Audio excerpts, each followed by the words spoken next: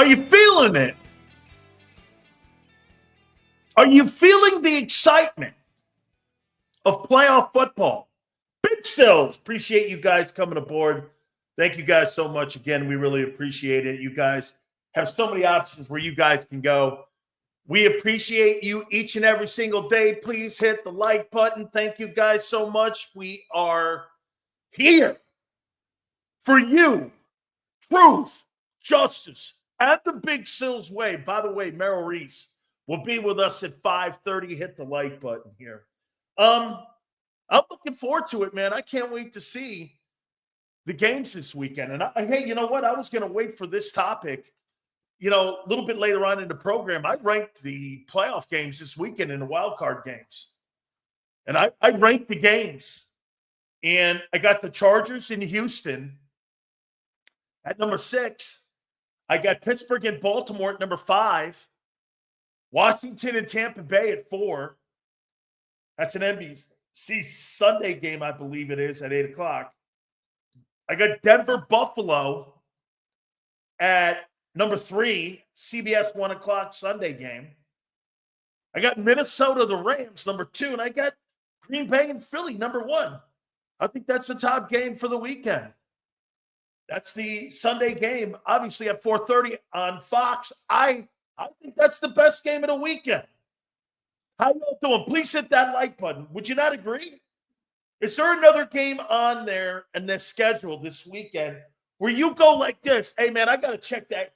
I mean, the Minnesota Rams game in Los Angeles, that intrigues me too. I want to see what Minnesota does and if they can bounce back after getting their doors blown off by Detroit.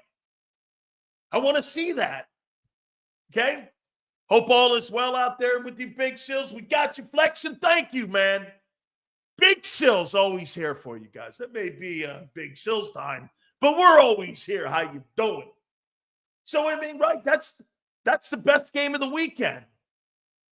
That's the best game of the weekend, Green Bay and Philadelphia. Hey, look, Bucks Commanders, man. I like that game too. I got that at number 4. Denver Buffalo. Denver goes up to Orchard Park. I want to see how that thing rolls out. All right. So, thank you guys so much. Yeah, Flexin, I got you, brother.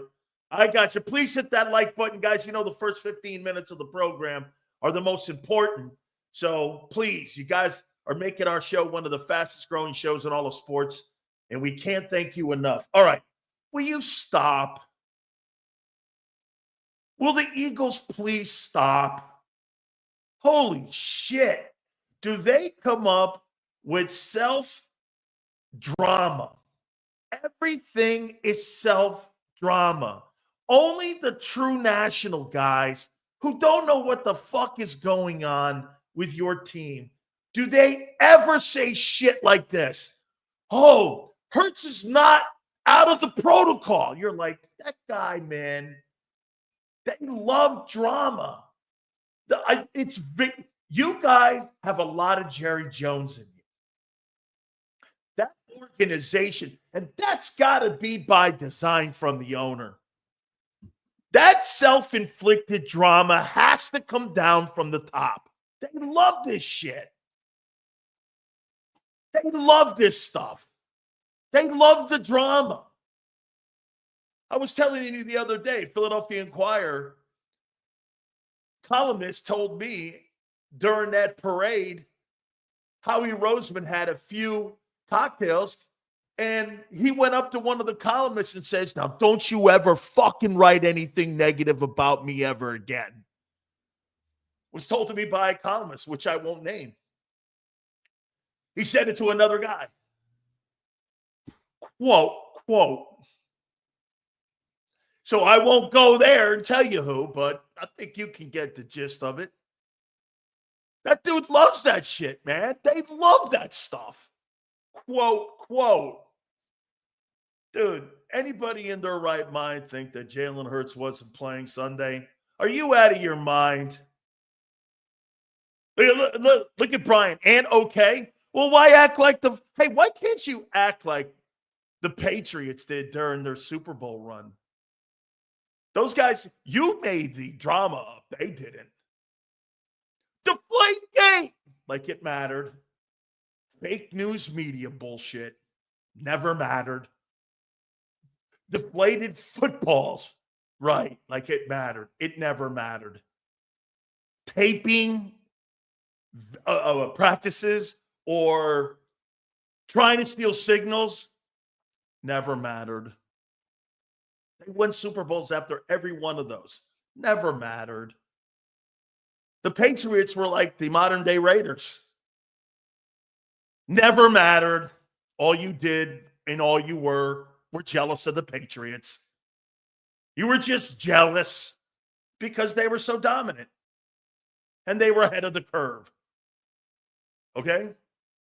Everybody was just jealous.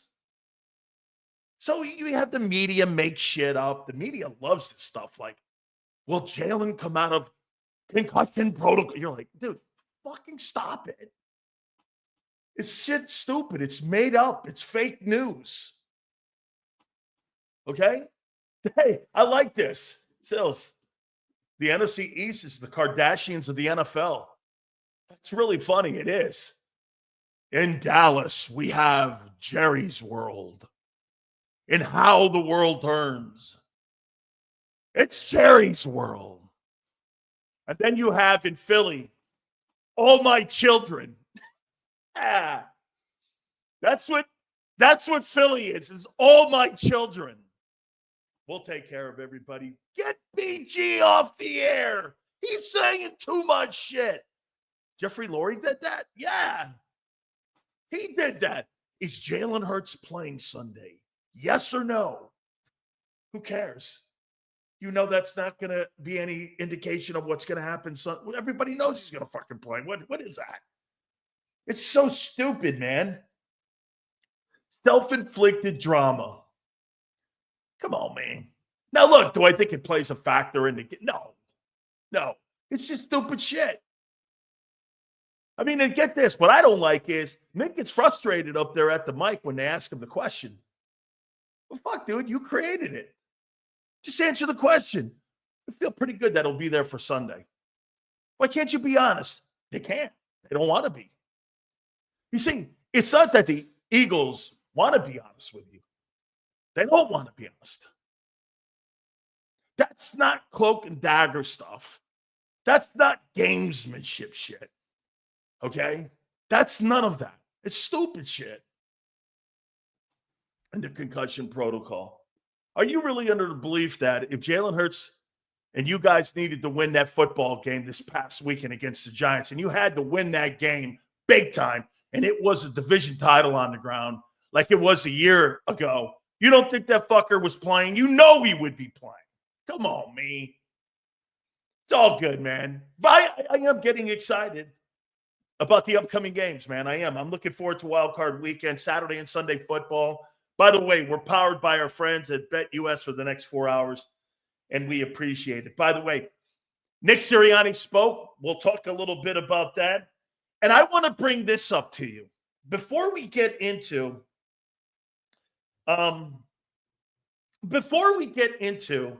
main topic, I want to throw this at you about, I saw people on the internet saying this shit about me going, Seals, why is this all about Hurts? Your entire playoff run is about Jalen Hurts. This postseason will define him. It will define him. Either he does it or he doesn't. I put this up there on my X account here, and I want to show you something that I put up there. And we did this a couple hours ago. And I want to show you my opinion on the NFL playoff teams. I wrote down on my Twitter page here. By the way, you guys, all supers, go to the top. Please hit that like button. We appreciate it here.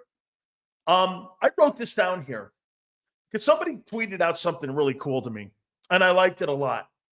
What NFL playoff teams have elite quarterbacks versus elite rosters? On one side, I put the elite quarterbacks. And what I mean by elite, are these guys all elite quarterbacks where you consider them top 5?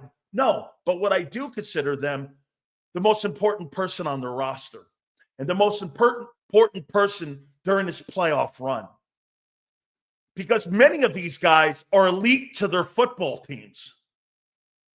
Okay, that doesn't mean they're the best player. Like Geno Smith is the most important player in Seattle.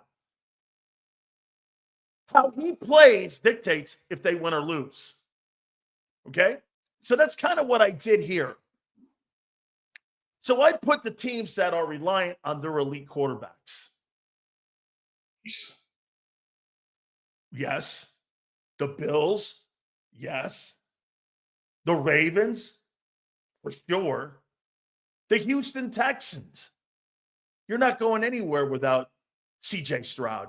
You can tell me all the shit that he didn't have a great year and that he sucks and you don't like him. If that fucker doesn't play great in the postseason, you're not going anywhere. Joe Mixon's not carrying you to a playoff win.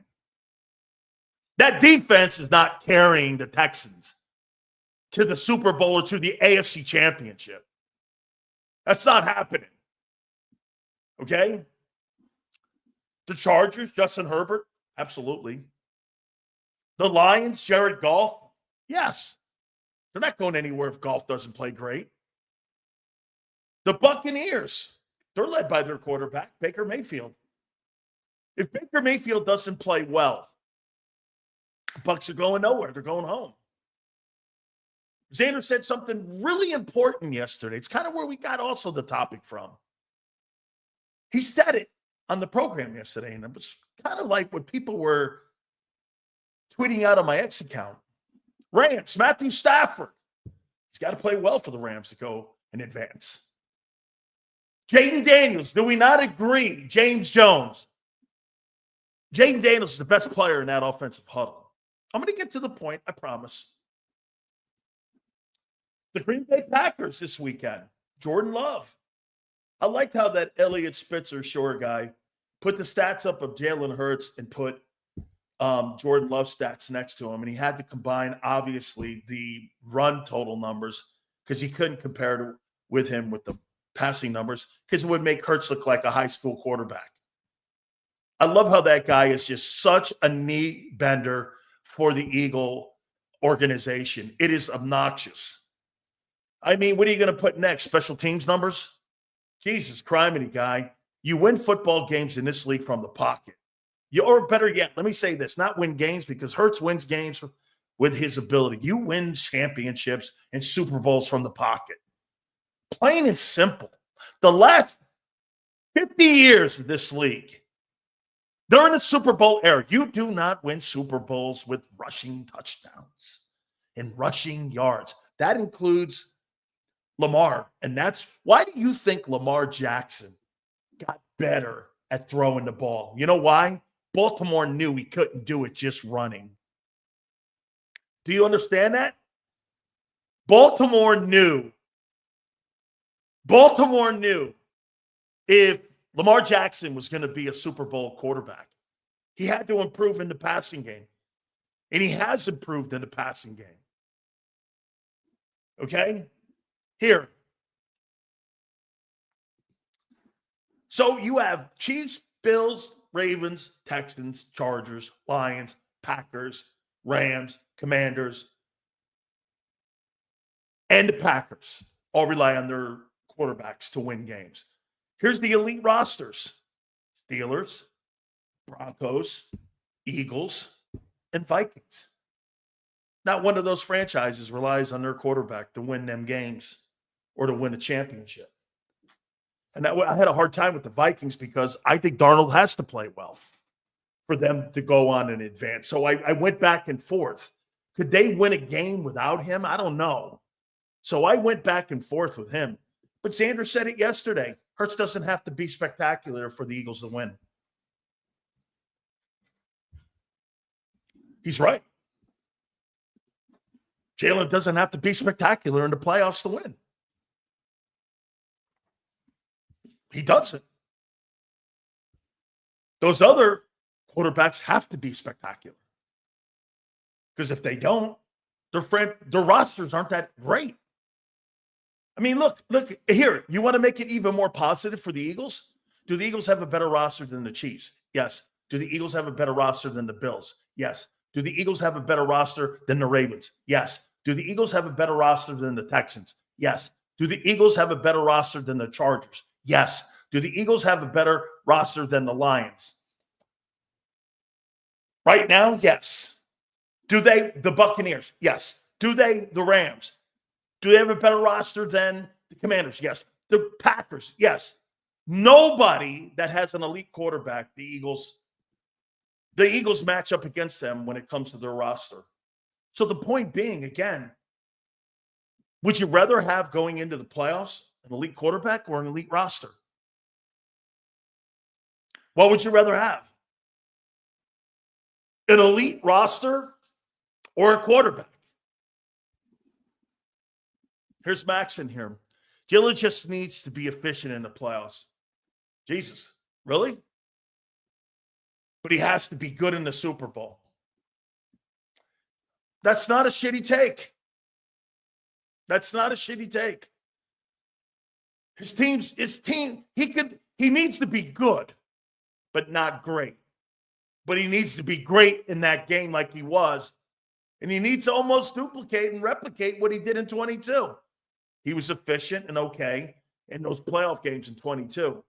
He was great in the Super Bowl. Nobody's denying that. Okay? See, for me, I'll take the quarterback. Quarterbacks win Super Bowls. Rosters don't. They do. Whether the quarterback is hot, whether the quarterback is one of the greatest of all time. Nick Foles won that Super Bowl because he had an elite moment. Nick Foles had an elite moment in that Super Bowl against the Patriots. It was an elite moment. Okay? You know why it was an elite moment? He won. The difference between Hurts and Foles is that Jalen's was outstanding. Foles had an elite moment because he won. People always are bringing up the fact that Jalen outplayed Mahomes. No, he didn't. He had better statistical numbers than him. Like you guys say, stats. Mahomes outplayed Purdy and him when it mattered the most. That's elite. When you have to find a way to win a Super Bowl, a playoff game, that's an elite quarterback. You're not going to have superstar numbers every single game, but you have to have a moment where you are the guy that gets it done. That's what separates you. You know, we were talking about comparing quarterbacks and people. Well, dude, like comparing Michael Jordan and LeBron James. LeBron James is now compared to only one guy in NBA history. Why? Because he's elevated himself into that conversation. Is it fair? Probably not. But if you want to be considered one of the greatest, nobody's going to compare you to Karl Malone. They're going to compare you to the greatest of all time. So when you compare Hurts and you're saying, well, look at what Mahomes, okay, that's the guy you want to compare him to. Is he comparable to Lamar? Is he comparable to Josh? No. He's not. But what they've done in Philly, which is spectacular, they have built a roster around him that gives him the best opportunity. He's got more leeway in the playoffs than any quarterback in the NFL playoffs right now. Do you not agree with that? He's got more leeway than any quarterback in the playoffs. Maybe Goff has runway where he can be efficient and maybe to a point bad. Do you not agree? That's a testament to the organization and building that roster. Do you understand what Howie has done and what guys have done for people like Jalen Hurts and for guys like Brock Purdy? They give you runway to fail, and the team can still win. Very few teams in the playoffs right now have that latitude. If Lamar doesn't play well, do we not agree? If Lamar doesn't play well, they're not going anywhere. If Jalen plays okay, they're still advancing. That shows you how, in my opinion, how dominant your roster is. You imagine this? I don't have to have a star-studded performance from my star quarterback, and I could still win a Super Bowl. That's fucking unbelievably great. Some of you were probably thinking I was going to go in a negative route here. No. Of all the teams in the NFL playoffs, the Philadelphia Eagles have the more room to fail and still win ball games. Their quarterback is 30th in the league in passing yards. The numbers are awful all year. High school quarterbacks have numbers. Still won 14 games. Okay? The point is, Jalen has to be elite in a moment like Foles. That's all he has to do. It's a testament to what they've done this year. There is no question. The executive of the year, I know it's hard for me to say, it's Howie Roseman. They have built a roster. It's almost like a fail-safe roster. They don't have to be great at the quarterback position. How fucking insane is that? That you don't have to be great at the quarterback position. And by the way, it's not a rip on Hurts. I'm not talking down on him. Jalen has to be great for one moment. Josh Allen has to win 4 games. But here, let's do this. Do we all agree it's going to be almost impossible for Josh Allen to win 4 games in a row to win the Super Bowl? I find it hard to believe that he'll do it. I don't believe he'll do it. 4 games in a row, he's got to play like a superstar. Jalen gave up the fumble that Casey scored in the Super Bowl. I know everyone blames the defense, but he has to be on point in every game regardless of the roster. I don't think he does, dude. I don't think he has to be an A-plus player like the rest of these guys. Not a coincidence that they took the ball out of Hurts' hands and the offense became better. I don't know better. It became more dominant. It became more physical. See, in my opinion, a year ago, they started to get into being a finesse team. And that's why those rushing numbers came down last year. They got back to being a physical team, and they're now a power team again. Hey, and for the record, Jalen Hurts contributed to that 2,000 rushing yard season that Barkley had big time. Big time. And they started winning more consistently. Not an elite quarterback. Get this. You got an elite roster and a very good quarterback. That's my opinion on it. I think he's very good. Do I think he's a guy who's going to win 4 games? No, I do not. He's not going to carry a team 4 games in a row where you're going to go on and win a Super. That's not going to happen. He didn't do that in 22. He didn't do that in the 22 playoffs. And that was a year where he had the MVP wrapped up until he got hurt, right? He didn't play well in the divisional game. The divisional game. And then the NFC title game. They were mediocre ball games. Look the numbers up. They were mediocre. And everyone's like, well, the defense. Okay, fuck. I'm just saying he was okay. He was like the words you like to use. Efficient. Okay, he was efficient. Dude, Lamar Jackson and Josh Allen can't be efficient and win a Super Bowl this year. Patrick Mahomes can't be efficient and win a Super Bowl. That's not going to happen. Supers go to the top. It's not a rip. It's not a rip.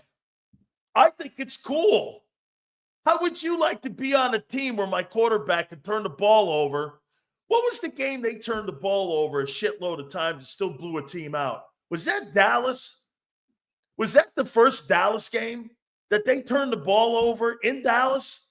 It was like 3 turnovers. They still ended up blowing him out. Dallas was never in it. You know how many teams can't do that?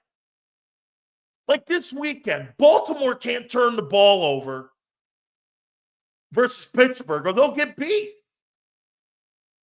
That's not happening. Sills, what you described about an elite quarterback in the playoffs and doing enough to win, that's what Terry Bradshaw's career was in Pittsburgh, for example. I'll give you another one, Paul. How about Troy Aikman? How about Phil Simms? These guys weren't elite passers. They were efficient passers. They weren't spectacular. I mean, during the 80s, is anybody going to put Phil Simms in the room with Elway and Marino? I don't think so. I don't think anybody's going to get those guys confused. Do we agree? Nobody's going to get those dudes confused. Dude, I think it's really great what you have going into the – you can have mistakes and win.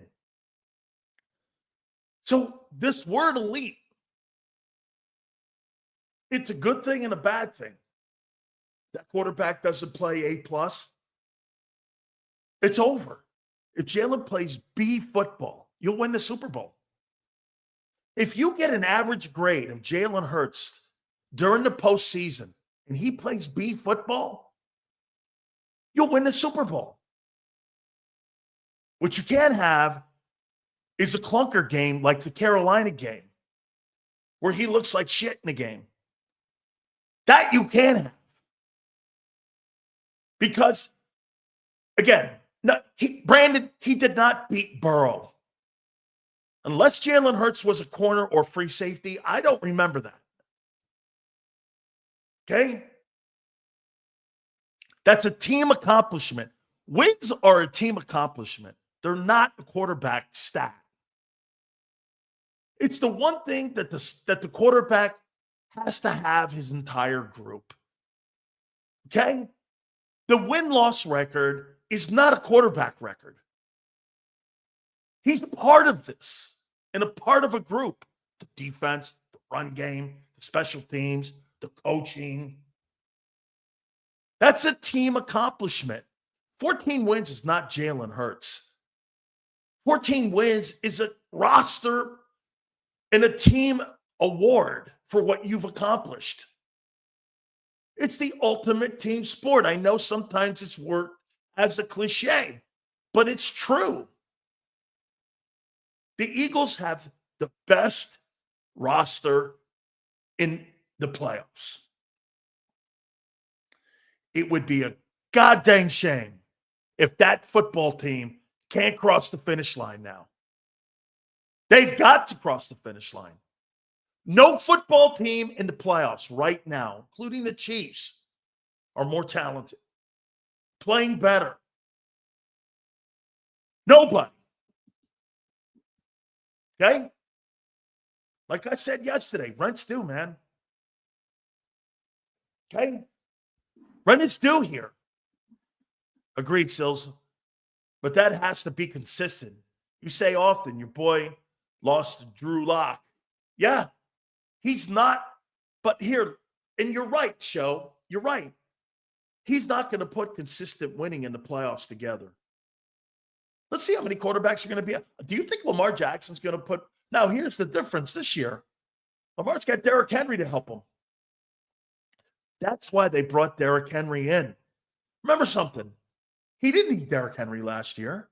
He won 14 ball games. Why did they bring Derrick Henry in? They brought Derrick Henry in for the playoffs. You know why? They want to give Lamar Jackson the same runway that Hurts has. And what I mean by that again is, maybe my quarterback doesn't play great. I don't want him throwing the ball 48 times, 38 times in a game.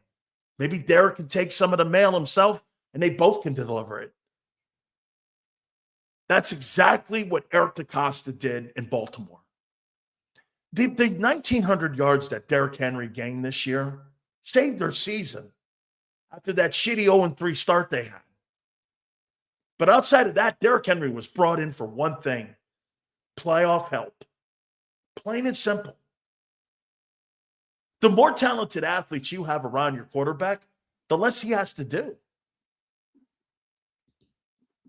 I mean, I goof on Hurts with the 2903. Can you imagine this? Let's look at it from the other. Let's turn it inside out for a minute. Jalen Hurts had 2903 and 18 touchdowns, and they still fucking won 14 games. That's unbelievable.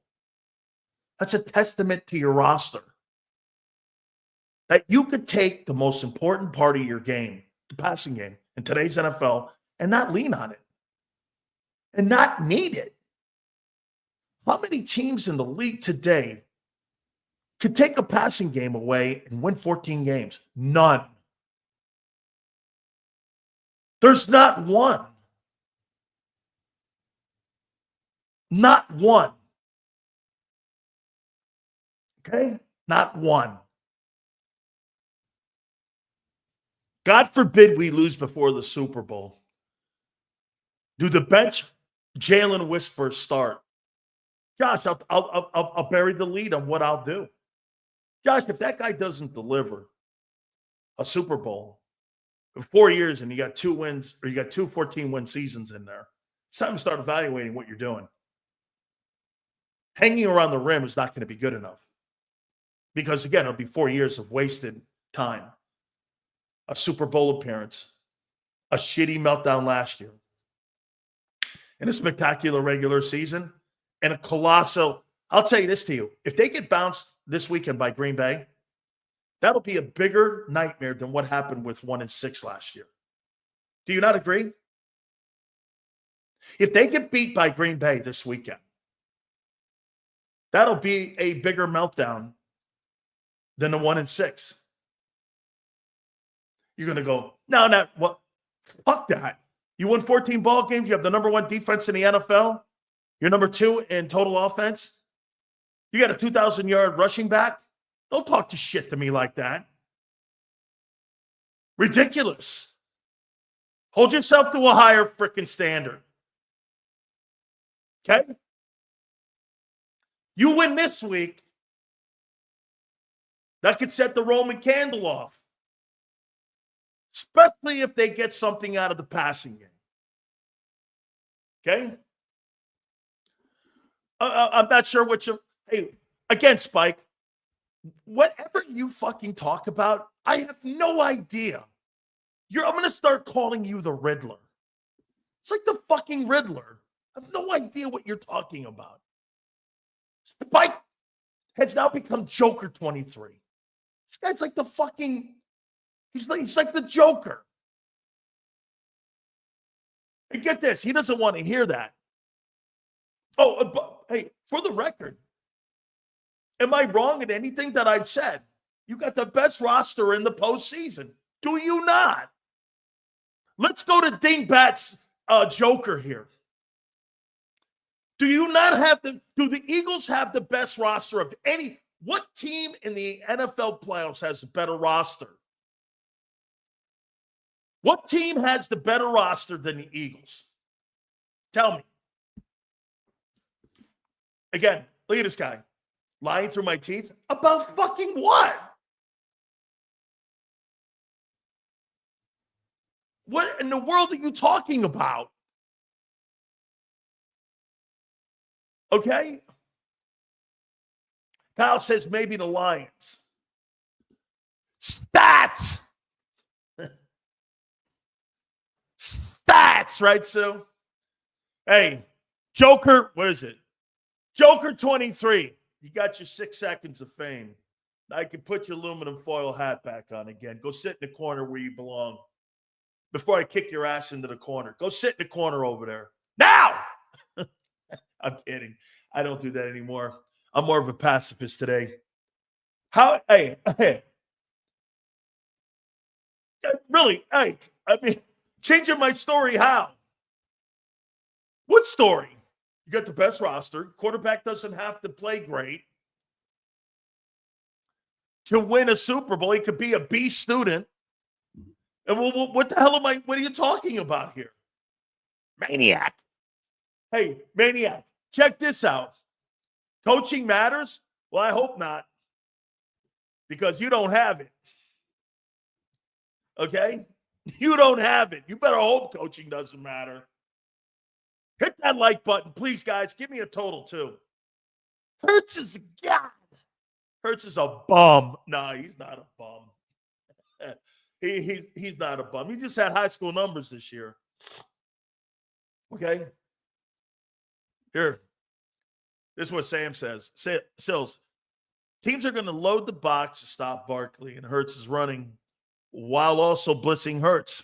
Jalen will have to be accurate, quick, decisive in the short passing game. Short passing game, thank you. 119, 118, excellent. See if we get to 200 by the top of the hour. Guys, what are you talking about, short passing game? Like who? Well, what are you talking about? Short passing game on. They don't have a short passing game. They don't have an intermediate passing. They don't have a passing game. Oh, no, we do, because didn't you see it in Pittsburgh? I guess. I guess.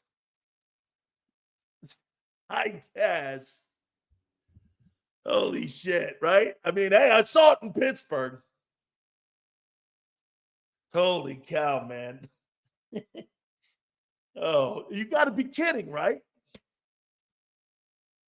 Hurts, again, this playoff run, this will define him for me forever. Forever. Let me tell you, let me give it to you. I wish Yale was in here, or I wish Bob was in here. Because how many people, again, you have to be a little older than Xander here. You guys remember John Elway? Remember what the thing was on John Elway? John Elway would get to a Super Bowl. Do you know what people used to say about John Elway when he got to a Super Bowl? Oh, my God, not the Broncos again. Because they would always get freaking blown out. Do you remember that? He was 0-3. You know, John Elway's 2-3 in Super Bowls. I think that's right. Somebody correct me on that. I think John Elway's 2-3 in Super Bowls. Is that right? Remember when the Broncos, every time would make it, everyone would go, "Oh my God, not the Broncos again. It's going to be a shitty Super Bowl. They're going to get blown out." Okay. Oh my God, not them. That narrative was there for Elway 90% of his career. Was it not, guys? Elway, one of the top 5 quarterbacks in NFL history, had this narrative of, you know, the narrative you hear of him now as one of the greatest quarterbacks of all time? That wasn't it. You know what it was? This guy gets to the postseason, and this guy just bombs, and he can't get it done. That's what people thought of John Elway. Dude, when you looked at Montana, you were like this. Hey, don't let Joe get in the postseason. This guy didn't throw one interception in Super Bowl play. Here, let me show you the difference. That guy's 2-3 in Super Bowls. Montana's 4-0 with no interceptions in any of those games. And a couple of them were blowouts versus those Broncos and Dan Marino. This guy's beating Hall of Fame quarterbacks. Like he's beating their asses. Like Brady never was in a blowout Super Bowl. Montana was. Montana blew teams out. Okay, I mean, I see somebody down here going, Montana had a great defense. He did. Can you name me one player that he won the Super Bowl with in Detroit? Offensively, that's a Hall of Famer. Can you name me one? Joe Montana didn't have one Hall of Famer on that offensive football team when he won the Super Bowl. Not one. He didn't have one Hall of Fame player. Not one player when he won that Super Bowl in Detroit. It was the Bengals versus the Niners. Can you name one? One Hall of Famer. One that played with him in that offensive huddle. Okay? You can't. Bradshaw had 4. Montana had none. That's showing up what I'm talking about. And Montana had to be great, always. Montana made Rice. Rice didn't make Montana. Sills, what do you think of Todd Monken being requested for an interview for head coach? I think he's one of the top candidates, especially if you're looking at some of the quarterbacks coming out of college. Most of them are dual threat. I actually love Todd Monken and what he's done with the development of Lamar Jackson. Okay? Sills, is Randy Cross Hall of Fame? No, College Hall of Fame.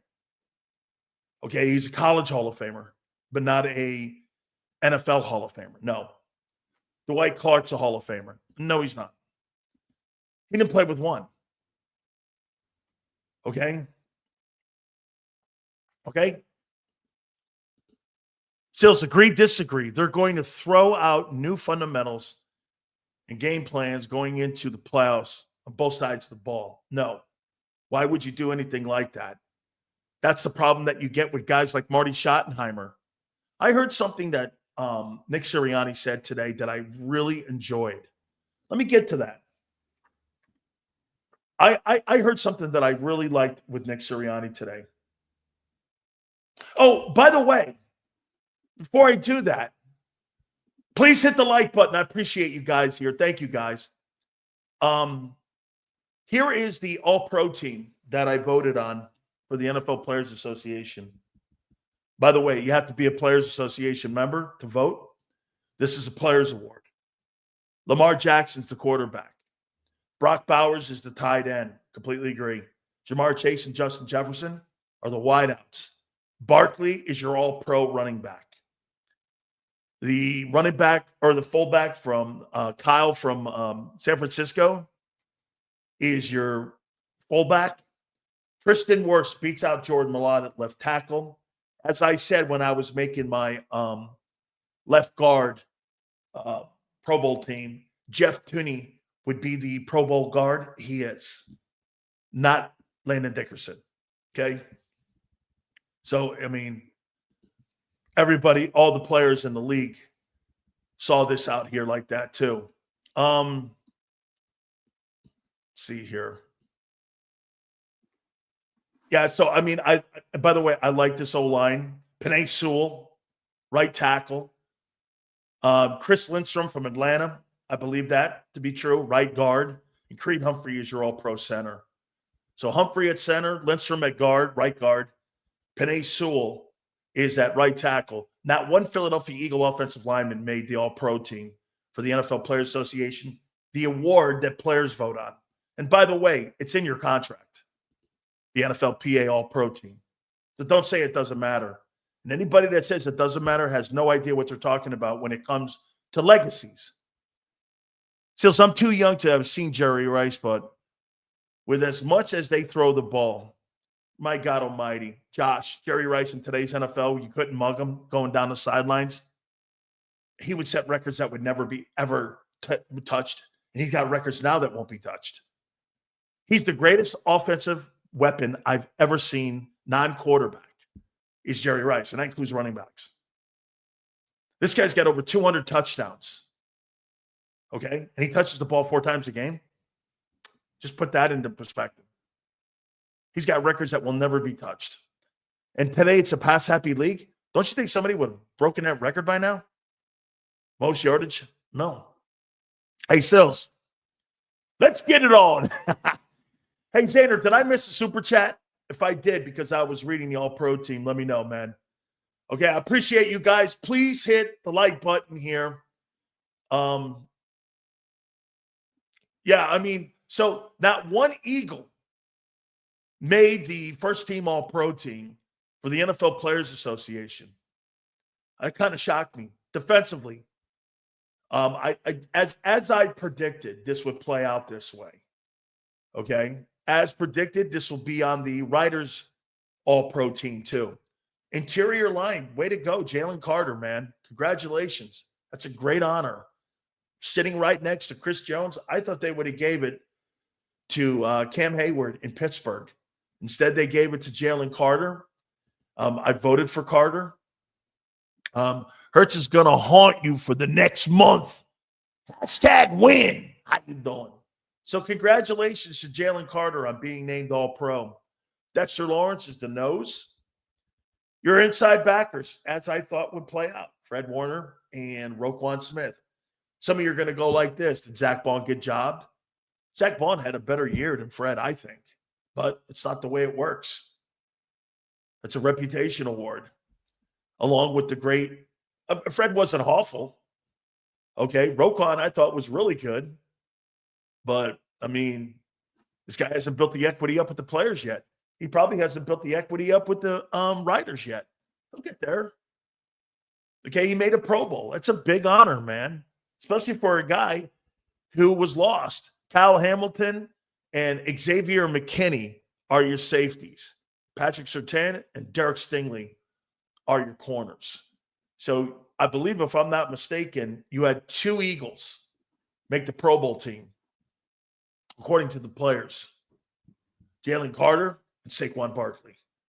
Do I think more should have been on there? Here, let me see. Let me go back here. The quarterback is a non-starter. Tight end. Brock Bowers is the best tight end in football right now. Chase and Jefferson, no, there's no debate. Barkley, no debate. Left tackle, Wirfs versus Jordan Mailata. I would have put Mailata there. Okay? I would have put Jordan Mailata there. I think Jordan Mailata had a better year. As a matter of fact, I probably think Jordan Mailata hasn't built enough equity up. I think he had a better year than Wirfs, even though he had a really good year. Left guard, Tooney versus Landon Dickerson. Hey, you know, when I say that Joe Tooney from Kansas City had a better year than Landon, those 2 guys, and the kid from Indianapolis, those 3 guys are the 3 best guards now that Zach Martin's no longer the guy. I mean, if you put any one of those guys in there, I still think Tooney's the best. Okay? I wouldn't have a problem on the 2nd and 3rd team. Not at all. But Joe Tooney's the best left guard in football right now. Mahomes has a lot to do with that. Penei Sewell at right tackle versus Lane. That's a non-starter. Sewell's the best right tackle in the game right now. And by the way, you know how much of a difference it is? It's about as wide as this paper between him and Lane. It's not a big gap. You're talking about 2 guys. If you flip the coin and went, Sills, I'm going to put Lane there. All right. And then Sewell. Sewell's probably the best one. But everyone knew Sewell's going to be the right tackle. Okay? Dude, nobody on the planet thinks that Lane outplayed Penei Sewell this year. Nobody. And the victors get the spoils. Best record in football. Home field advantage. Top offense in football. What else do you want? Okay, nobody's talking about a Hall of Fame, Neil. Talking about All-Pro this year. The 2 tackles, I'm shocked Carter got it, but I'm happy. Jones is the best DT in the game. Best other inside tackle is Dexter Lawrence. Dexter Lawrence is better than Jalen Carter, but he will be the top guy in about 2 years. Carter's a great player. He's only in his 2nd year. So when I say Dexter Lawrence is better, don't get your butt hurt. This guy had 10 sacks or something like 9 or 10 sacks. I forget what it was. At the nose tackle position. I mean, nose tackles don't have 10 sacks. I mean, say what you will. Roquan, great year. He's the best inside linebacker in football right now. Warner's 2nd. And here. Roquan Smith is the best inside linebacker in football. Warner is 2nd. Zach Bond had a better year probably than all of them. Okay? No diss. No diss.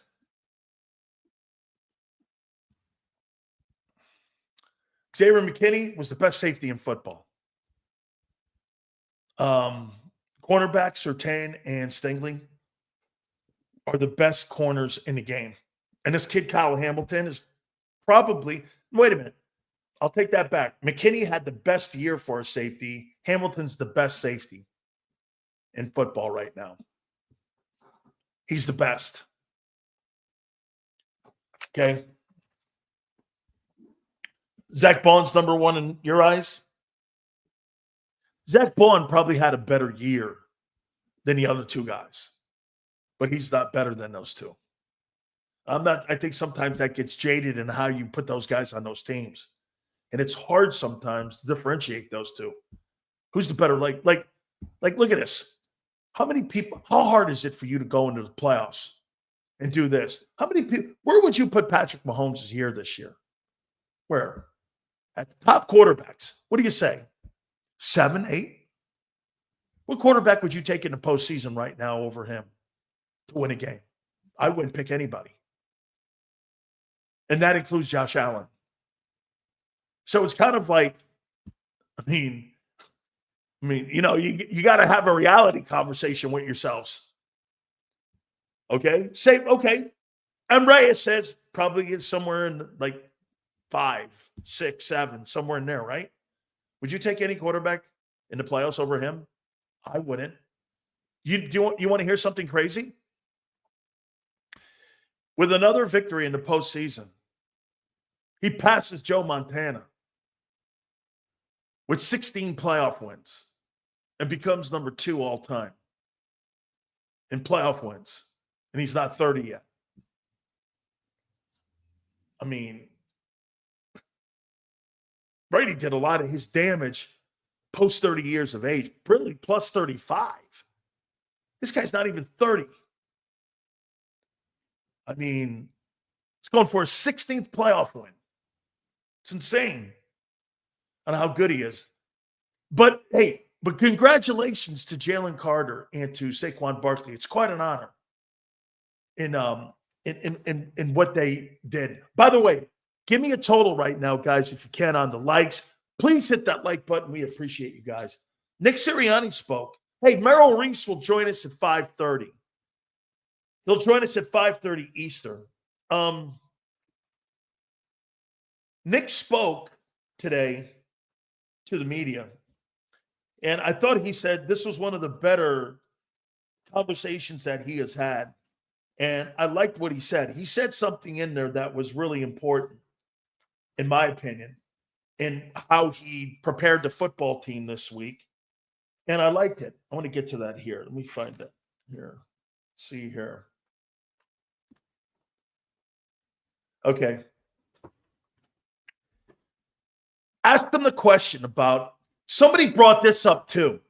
Seals, do you think they'll do anything different this week and put up new game plans and go about trying to do things differently this week than what they've done all season long? And I said no. And then I heard Nick say this: you can't look at Sunday's game as a big game. You've got to look at Sunday's game like we have all year. Just because we won the NFC East, come on, M. Reyes, give me a 14-3 or whatever it is. Give me a 14-3. You can't think that you've won 14 ball games. You won the East. You can't do any of that. Because when you start thinking like that, that's when you get in trouble. You got to start and keep doing the thing. You can't be a champion when you feel like it. I think he listens to the show, because that's exactly what I said a couple of days ago. That's what I said last week. I said that shit right here. You can't. He said today, did he not, in the presser? You can't be a champion when you feel like it. You can't be a winner when you want to be. You got to practice it always. That's exactly what we said last week. You can't pretend to be a champion and then all of a sudden flick the switch and think you're going to be, because it doesn't work like that. It's a mindset going into games. It's a mindset in your preparation. You know, the great teams and the great coaches that I've been around, I swear to you, you can get into a NFL or a college football season. Most of the players don't know what their record is. They don't know. You know, we were saying how fast the season has gone, this 18-game or this 17-game, 18-week season has gone. Players, too, it goes that fast. You know, sometimes you have to be reminded, hey, you're 10-1 or whatever. Oh, really? Okay. Because you're so hyper-focused at just the job at hand for the weekend. These are all one-game seasons. 14 wins. Get this. M. Reyes is 14-3. Doesn't mean shit this weekend. It means nothing. It absolutely means nothing.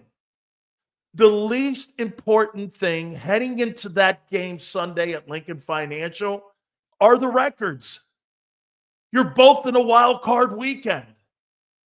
That's it. And it's single elimination. You're starting a new season, but the difference is you lose this time, you go home. There's more pressure on Philly this weekend than there is Green Bay. Nobody's expecting Green Bay to win. The only people that are expecting Green Bay to win is Green Bay. I like what Nick said about the Packers. The Packers are one of the best coached and well-prepared teams, and he's got great respect for what Matt LaFleur does. Okay? You can say whatever you want about Jordan Love. He's better than Hurts. You know why? He utilizes his talent more. He's asked to do it. He's the centerpiece of their success. Hurts is not the centerpiece. We just got through saying at the top of the program, he's not the centerpiece of your success this year. He's part of it. I think AJ's more of a centerpiece. I thought it was a fabulous point yesterday that Wayne Larrivee, the voice of the Packers, said. AJ Brown sucks the air out of so much of the defense's concern because all of that attention has to go to him. Then why aren't other guys open? Why didn't Hurts use the other guys? Because he can't. Jordan Love has to spread the ball around. I can't believe what a knee bender, like I said, that Elliott guy is. To sit there and suggest that that guy is a bad quarterback is fucking ridiculous. Anybody who says that, your guy is nowhere near that guy. I will say this about your guy, though. Your guy has an innate ability. He can make 10 shitty plays. That one play will be enough to win it. That's called keeping it going. Never quitting. He's got a really great innate thing about himself and not getting too down. A lot of guys can't do that. Bad plays start coming, you start seeing this, that needle going the other way. He doesn't do that. You know what it is? It's like he's got selective memory, Hurts. Hurts will make a couple shitty plays, and you're like, damn, dude, this guy is nowhere. He'll make one play. Before you know it, that's the play of the game. Really, the only game that I saw that I thought he played well in this year was Pittsburgh. I thought the rest of those games were spotty. Okay? Love can beat you. Green Bay has no advantages anywhere but the most important position, quarterback. That's why they've got a puncher's chance to win. They've got a puncher's chance to win because their quarterback is better. Here we go again. They don't have the roster. They've got the quarterback. The quarterback advantage always keeps you in the game. The Eagles' roster is superior to the Green Bay Packers. It's superior across the board everywhere. There's really no advantage. Okay? There's no advantage. Quarterback for the Packers. They spread the ball around. Vic said it the other day, too. One thing that kid does really well, he keeps you on your heels. You really don't know what they're doing. They try spreading you out immediately, and he goes to multiple targets. I showed you, man, there was like 8 guys on that team with over 30 catches. And there's not one guy on that football team with 1,000 yards. And there they are in the playoffs, in the toughest division in football. Green Bay's wobbled all year. I'm going to be very interested to see. See, Green Bay had to play playoff football all the way to the end. You didn't. You let off the gas pedal. You had 2 weeks where you didn't have to do shit. Right? You didn't have really. Well, kind of. You had to do something in. No, you dropped that Washington game. You came back the final 2 weeks.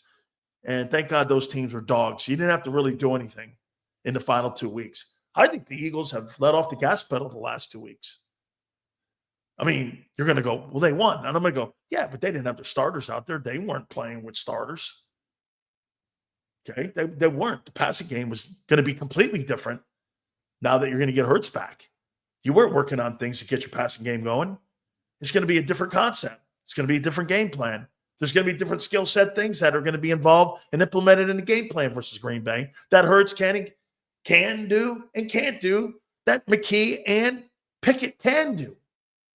They're better in the pocket than him. That doesn't mean, by the way, that those guys should be in there. I'm not saying that. That is nowhere near what anything I'm saying. Okay? And if Jalen Hurts has a bad half, stop with the shit about, hey, Will Sills, don't you? No. Absolutely not. Hurts gives you the best chance to win the Super Bowl. End of story. Stop with Tanner. Okay? Stop with Tanner. I saw a bunch of people. And again, the Jalenites all go like this when you say that Tanner played well. You know what happens? They get butthurt because all these guys start going, oh, you want him? And nobody said that. Nobody said that.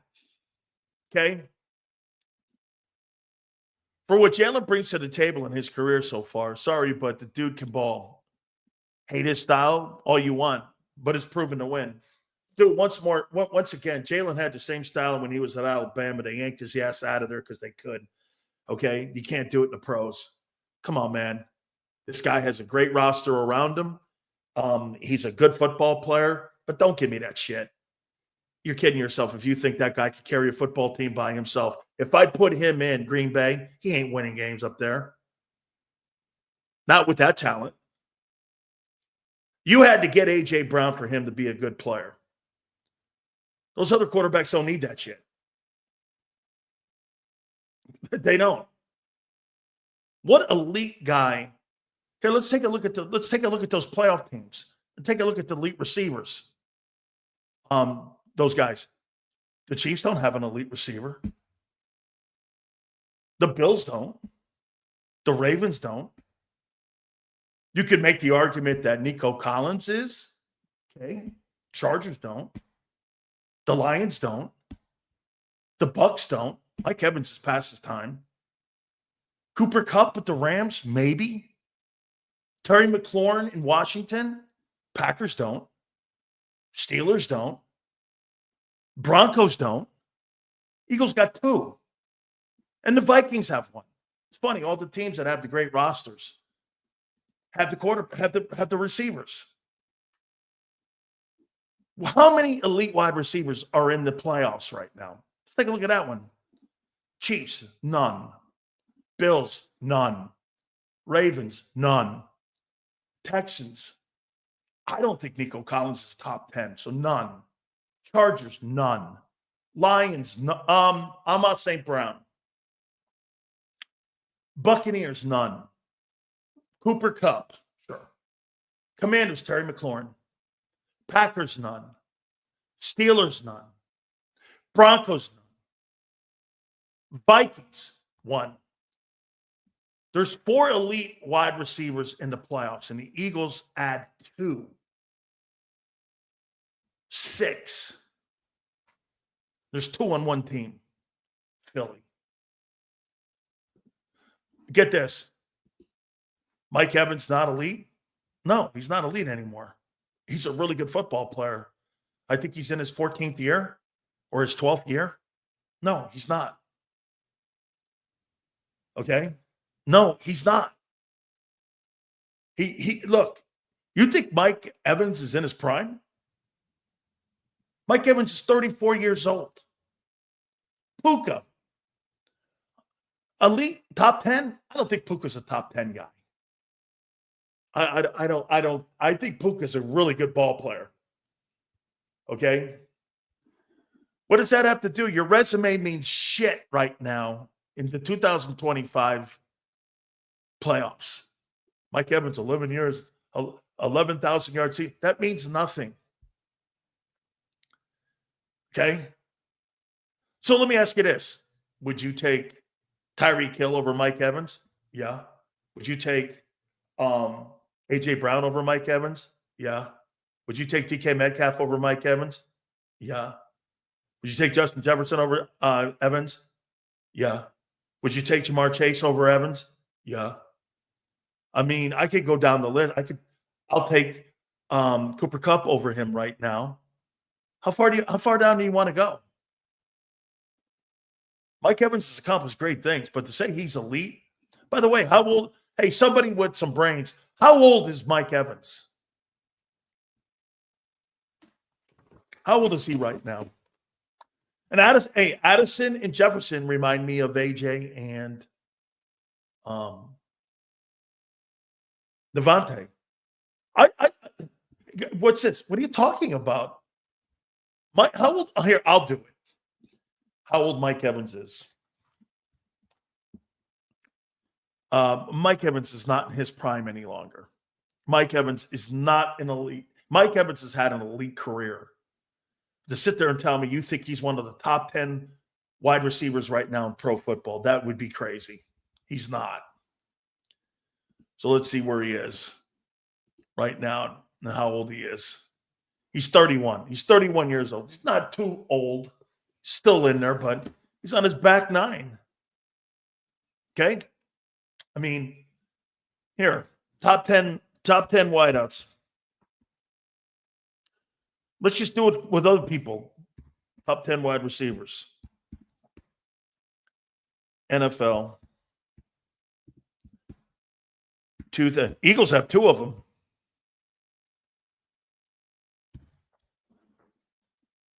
PFF. Just go there. PFF, right? We'll just use them.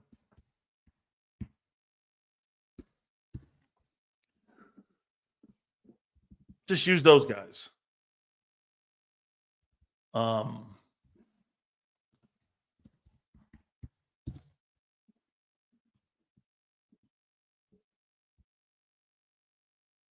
Here. Yeah. Top 10 wide receivers. I would probably Jefferson's the best. Chase is in there. Tanner, please hop in and speak. What the fuck is wrong with you? I don't need anybody doing my show for me. Chase is better than Jefferson. No, he's not. He had a better year than Jefferson.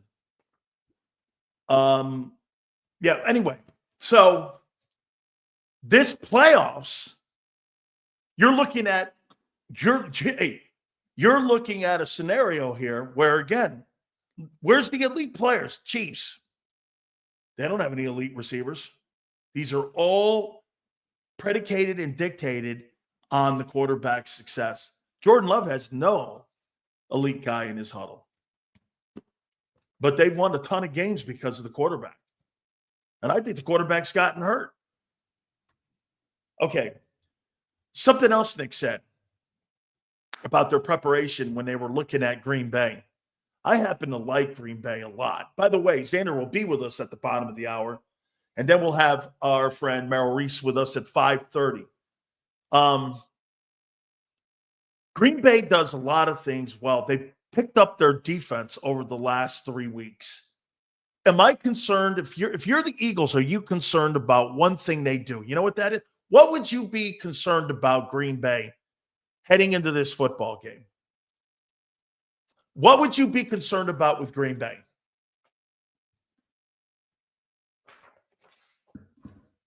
Okay? What would you be concerned about? Concerned, I'm talking about the one area of their football team that would, there you go. Correct. Stopping the run. Josh Jacobs has had a great year. The two defensive tackles have to play big in this game on Sunday. Jordan Davis and Jalen Carter have to be great, not good. They have to be great. How many yards did he get in that first game? They're a better running team now. And as we mentioned it with Wayne Larrivee, we said yesterday, just like with Jalen Hurts and them not being able to throw the ball, I think the injuries to A.J. Brown and Devontae Smith, remember what I said after week 4? Nobody bit into it. I brought it up. I said, Saquon Barkley is changing the narrative of how they're going to win games. Everyone kind of walked over that and glossed over it. Well, he did. He changed the way they win games. And that's exactly what Josh Jacobs did in Green Bay. The injuries to those wide receivers and the quarterback forced them to have to run the ball and be physical. Nick said it today. Green Bay's a physical football team. They were almost forced into it on being a run team. And when the quarterback started getting healthy, that's when they started to look really good. I think he's been banged up the last 3 weeks. I think that plays a factor heading into this game on Sunday. Do I think this game has a chance to be close? The only way this game is close on Sunday is if the Green Bay Packers play with a lead. If the Packers play with a lead and they can keep that lead until the fourth quarter, make it a fourth quarter football game, and take your best shot. The same thing Washington did. You got to make this a fourth quarter football game. You got to stack the box. They can stop the run. They're good at run stopping. You got to make Hurts, who, by the way, let's just do this. Hurts has been out 3 weeks. Hasn't had a great year. Make him do things that he hasn't done all year. Make him win a significant game. Make him go do it. Can he do it? Yeah, he can do it. Hurts has shown he can win a game. But make him go do it. You know why? He hasn't been asked. How about we do this? Let's compromise. He hasn't been asked to. They're gonna listen. Here, guys. If Barkley gets going and he has 160 yards in this game, you're not going to need Jalen Hurts to do shit in this ball game. The game's over, and it's probably a blowout. Okay, if Saquon gets going, and I mean, it's 160 yards rushing on 25 carries, and he's got 3 touchdowns or 2. You're not going to really need anything out of that deal. You're not going to really. But if they do what Pittsburgh did and they stop the run on him and they load the box like that on them, a little bit like what Washington did, okay, I mean, they're going to be in it. I don't know when it. I don't know if they have enough to beat them. But I think they have enough to keep with them. Okay? Hey, and I would say this about Saquon. I would say this about Saquon Barkley heading into this game. Boy, I'll tell you what, man. Me not getting that 2105, well, I'll tell you what then. The only thing that's left for me to do is be a Super Bowl MVP and go out there and have the best postseason I have ever had in my life. I can go out there and just win that Super Bowl. Because right now they've put it on him. They've burned the boats behind him. There's nothing left to play for. Ain't no records. Ain't no individual records. There's one thing left. Boats have been burned. You got to win the Super Bowl. You passed on the all-time single-season rushing record. Okay. You won 14 games. Wasn't good enough to win home field. That's fine. Okay. This is all in here. Okay. This is it. You've pushed all your chips in. And we said it yesterday. And I'll say it and reiterate it again. And I'll reiterate it again. There's no excuses here with this. Okay? I've told you before. Do I think you have a roster to win the Super Bowl? I do. Do I think you have a quarterback to win a Super Bowl? I don't. But I want to preface this by saying, I don't think you have a guy who can carry you to a Super Bowl. I think you have a guy who can win it. Like here with Josh. Josh don't have a good enough roster to help him win it. He can't play poorly. He can't have a B-plus game. If Jalen plays a C-plus game, the Eagles could still blow Green Bay out. If Josh Allen has a C-plus game, the Bills will get blown out by Denver. Sills, the thing is, if Green Bay stacks the box, AJ will be wide open. If Hurts can't make the throw, Eagles need to reevaluate things. Let's get there. I'm not talking getting there. Let's see what shakes out first. Because that is the game. Crowley, that's totally the game. That's the game. That is as simple as you can possibly be when you're talking about this weekend's game. Load the box, see if Hurts can beat me, and see if Hurts can win a playoff game. Okay? That's exactly the game. It is. That's the game.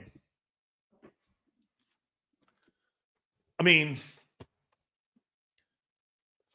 I got to tell you, Jeff Hafley has improved so much, in my opinion, as a coordinator.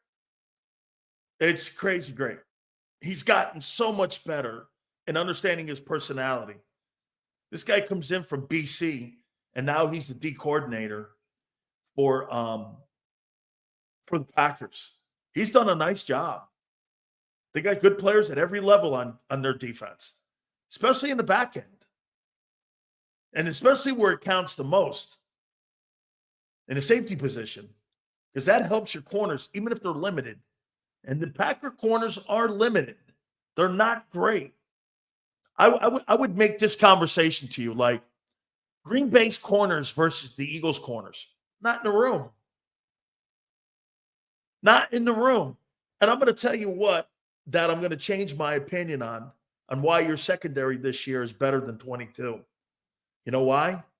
Why do you think your 2022 secondary is better, or 2024 secondary is better than your 22? Why would you think? Remember I told everyone, Edgerrin Cooper, I was the first guy to bring his name up from A&M. I liked him. His star year for a rookie. Okay? A star year. Chop Robinson, too. That's the guy I wanted the Eagles to draft. He's had a great year. Why do you think the cornerbacks have had a better year this year than in 22 when he went to the Super Bowl? The linebackers, Twiz, that's a pretty good one.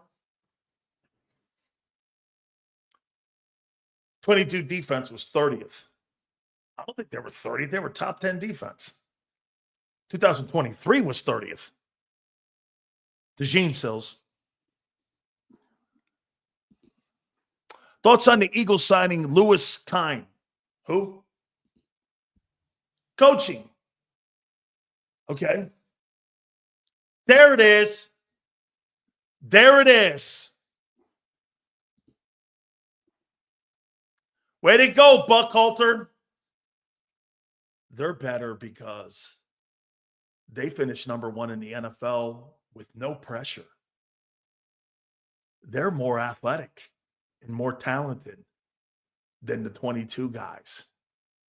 You had 70 sacks and monster pressure on the quarterback.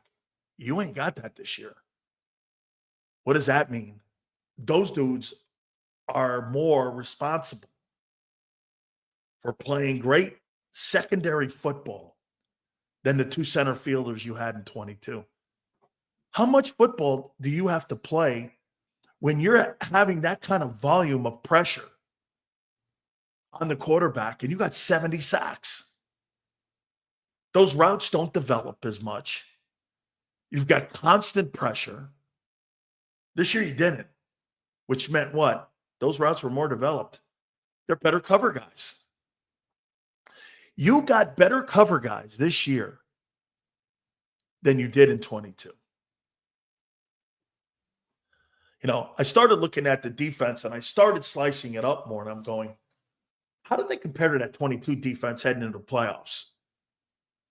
They had more pressure, more pass rushers in 22. You're not even remotely in the room. You're not even close, actually. That could be a problem heading into this Packer game. You got to get pressure on Love. But how compatible are they? They're better against the run. They are. That's Jordan Davis, too. Remember something. That year in 22, you were 17th. Okay? With Davis and Carter, you're top 7. That's great. Dude, if you're in the top 10 and stopping the run, you're just as good as the top 5 teams in the NFL are stopping the run. You could move those teams around like chess pieces. I don't care. You're a top 5 team in stopping the run. You could be the best team one weekend in stopping the run. If you're in that conversation and you're holding a team around 100 yards a game and a little bit under it, shit, you're doing a great job. Especially in today's NFL with a ton of play action. The group you have at corner's better. Okay? You're better at what you have this year heading in. Your linebacker play is as compatible as it was.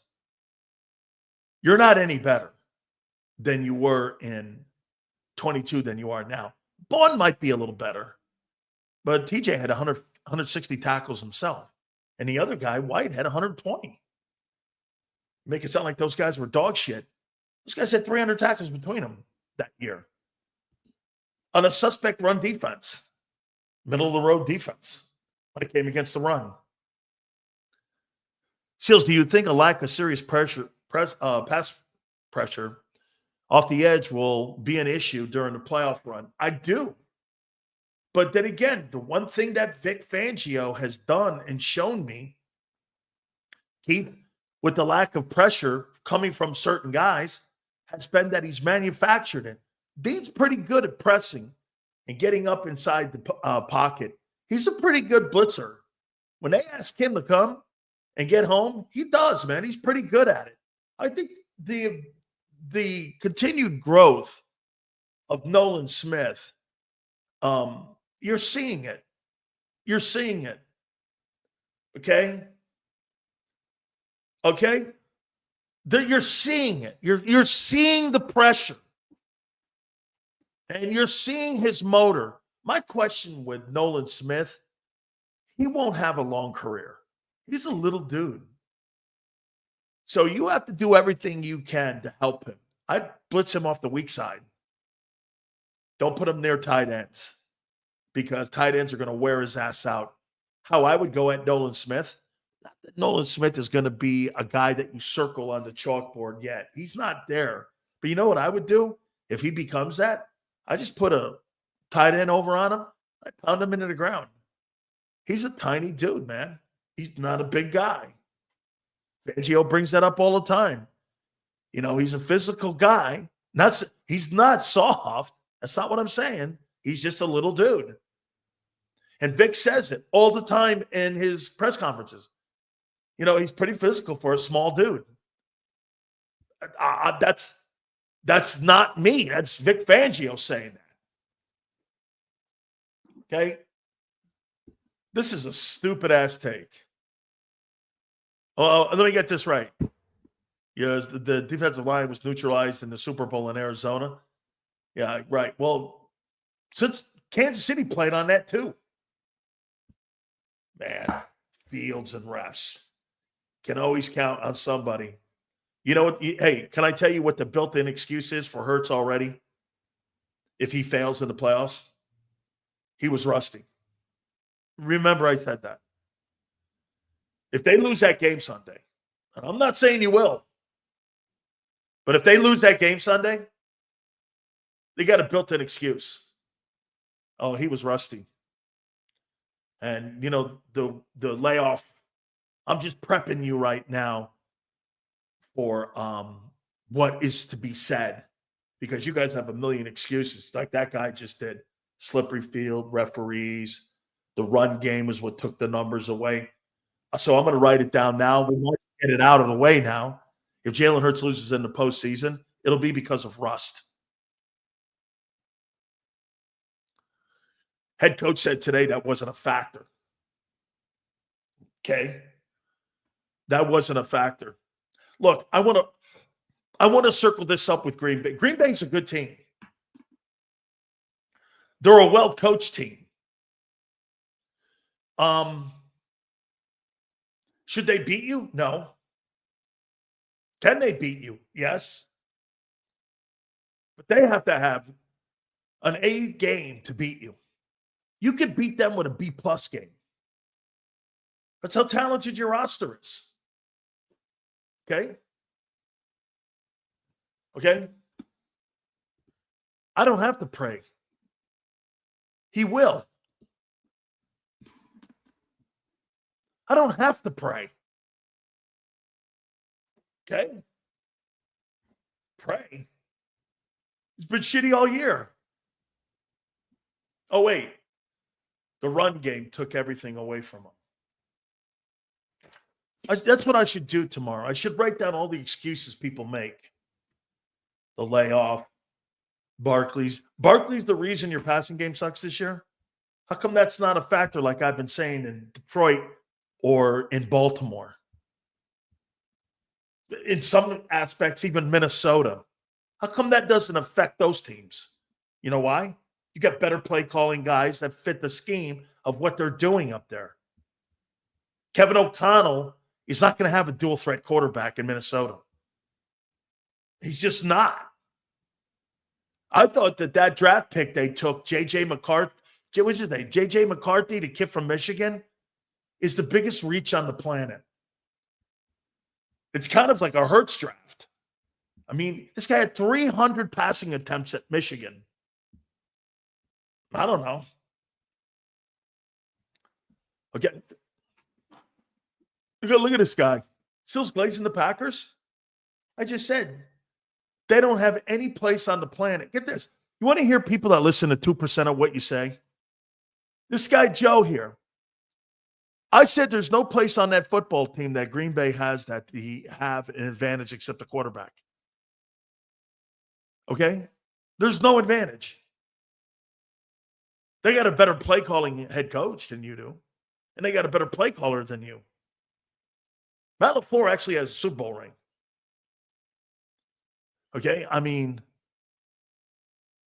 they do a great job. By the way, they do a great job at developing quarterbacks there and receivers.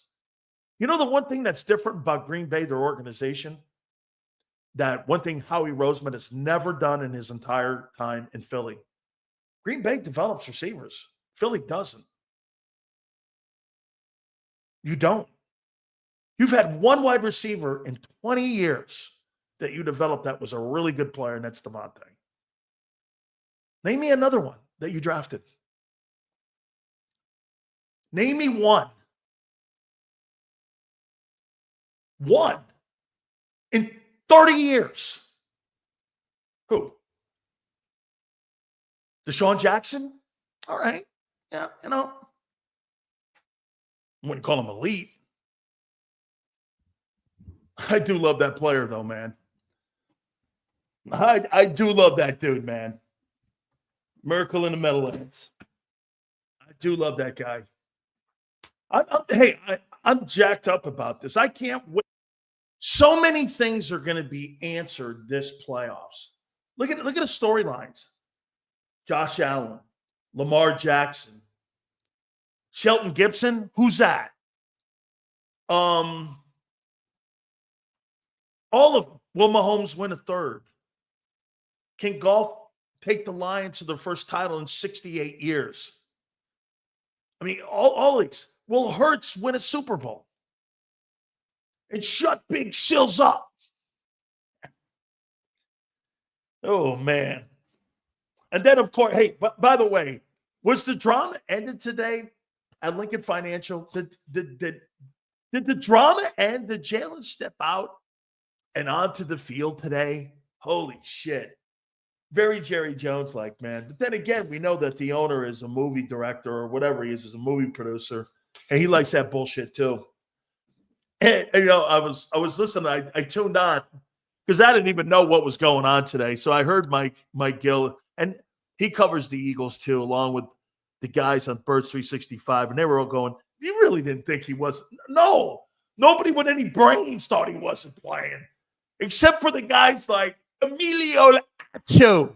You know, he's got other things on his mind right now too. So I would make sure you keep that in the back of your mind when you hear Emilio Acho talking about it, right?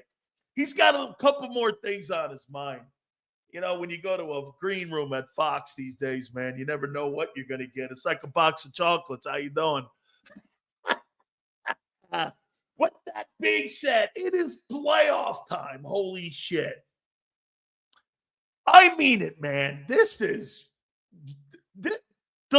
the mail. This is it. It is time on Sunday. And that means now at 3:30, don't forget Merrill Reese will join us at 5:30. It is time for our friend, the co-host of Birds 365, Big Z, Xander Krause. What's going on, Big Cells? Hey, man, I saw some kick-ass garb you were giving away today, man. That shit Yeah. cool. Yeah, it was dope. And then my internet crashed. I felt like Big Sills, and I got kicked off the air. So I got the jacket. I'll do it tomorrow. So for those who missed it, I'll give it away tomorrow on Birds 365. All right.